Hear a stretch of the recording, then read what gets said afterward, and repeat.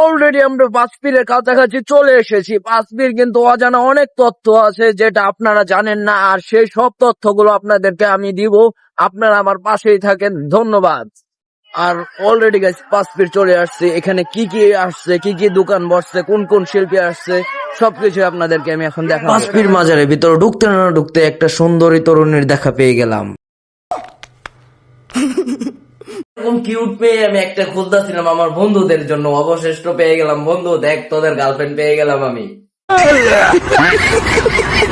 তারপর আমি পেয়ে গেলাম এক পান সিগারেট বিক্রি করা সুন্দরী তরুণীকে।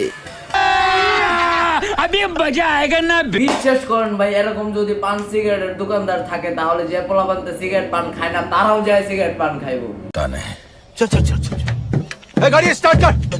चल चप्पल छोड़ हम फर्स्ट स्टार्ट हम फर्स्ट।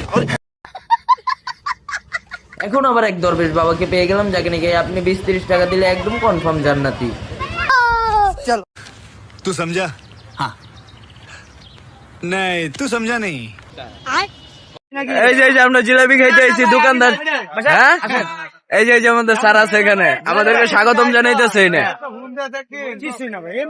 এই চানাচুর কত? এই ভাই চানাচুর কত করে? সর্বনিম্ন 20 টাকা উপরে 150 টাকা।